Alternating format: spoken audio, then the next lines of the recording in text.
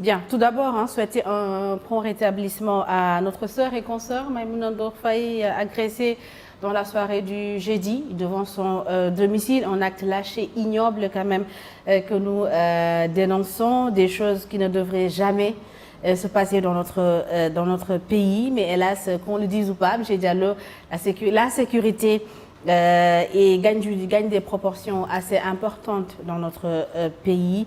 Il ne se passe pas un jour sans qu'on entende des faits pareils. Et l'insécurité, un vrai problème qui semble être noyé dans un fleuve d'actualité politique dominant au Sénégal. Oui, tout à fait. Mais Mouna, ça a choqué tout le monde hein, quand on a appris ça. Et bon, j'ai réagi par un tweet. Je lui souhaite un prompt rétablissement. C'est quand même une grande dame hein, que je connais bien. Elle m'a reçu plusieurs fois à CTV. Elle a du talent. Quelque part, me fait penser à Eugénie Hao.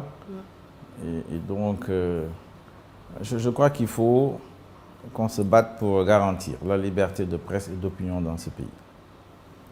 Maintenant, on va voir l'enquête, qu'est-ce que ça va donner. En tout état de cause, je crois qu'elle-même, elle a plusieurs fois sollicité, en tout cas parlé des menaces qu'elle subissait, etc. Et je crois que l'État devrait quand même faire des efforts dans ce sens-là. Je ne sais pas ce qui est prévu pour des personnalités comme elle, qui ne sont pas dans le dispositif de l'État, et qui peuvent être protégées par des agents de l'État, mais en tout état de cause, je crois qu'il faut qu'elle fasse attention et que beaucoup de gens aussi. Les problèmes d'insécurité, vous en parlez, on en reparlera, c'est un point important de notre programme. Oui. C'est tout le Sahel qui est en ébullition et par conséquent, ça a des impacts évidemment sur le Sénégal. Et vu les dispositifs qu'on voit lorsqu'il faut réprimer des manifestants, est-ce que c'est compréhensible qu'au Sénégal, qu'on soit confronté à ce problème d'insécurité? C'est compréhensible, je ne sais pas, mais en tout cas, c'est un fait qui est là. Et vous touchez d'ailleurs du doigt un problème important.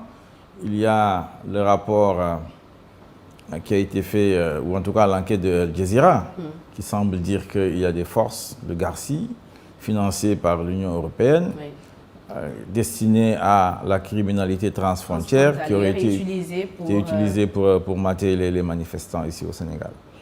Et ça, c'est pas normal. En tout cas, j'attends un peu la réaction du gouvernement et de l'Union européenne également dans cette affaire-là. Et c'est extrêmement grave. Parce qu'il y a quand même des voitures, des véhicules identifiés appartenant justement à ce corps-là. À ce corps-là, oui. Qui ont été filmés dans certaines zones et ça a été même précisé Bien sûr, oui. par Al Jazeera. L'enquête est très précise, hein, donc on attend les réponses du gouvernement, du ministre de l'Intérieur, dans cette affaire-là, parce que ça, c'est inacceptable. On va avoir des forces soutenues par l'Union européenne, et donc destinées à la criminalité transfrontière et qui s'attaquent à des manifestants ici au Sénégal. Ça, c'est pas normal. C'est inacceptable. C'est clair que on attend la réaction du gouvernement. Qu'est-ce qu'ils vont dire? On va les interpeller. Moi-même, je ferai peut-être une question écrite là-dessus, parce que les questions orales ne servent à rien, mais c'est une affaire extrêmement grave. En tout cas, moi, je ne laisserai pas tomber ça. Il faut qu'on tire ça au clair. Maintenant, l'insécurité ici au Sénégal, il y a plusieurs formes. Hein. Il y a d'abord l'insécurité liée à la situation économique et sociale.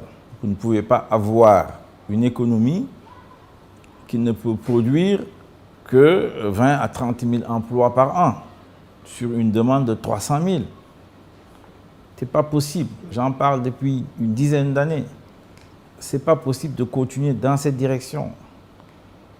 Vous créez une armée de chômeurs, une armée de gens qui ne font rien. Ceux qui sont les plus courageux, ou en tout cas parmi les plus courageux et déterminés, prennent les pirogues, vont affronter la mer. Alors, par conséquent, il faut qu'on s'occupe de l'économie de ce pays très sérieusement. Il faut qu'on réorganise la sécurité intérieure, qu'on voit comment, avec les collectivités locales, les mairies, mieux organiser cela. Je pense qu'à Ouakam, c'est un problème qui est posé là-bas en particulier. Maintenant, il y a l'autre aspect qui est la sécurité globale du Sénégal dans la sous-région. C'est le pilier 4 de notre agenda de redressement national qu'on voulait présenter aux Sénégalais pendant l'élection présidentielle, qui dit qu'il faut absolument qu'on ait par exemple une stratégie nationale de la sécurité, que ça soit adopté. On est dans une ceinture de feu, on le sait, et donc par conséquent, il y a des mesures particulières à prendre pour la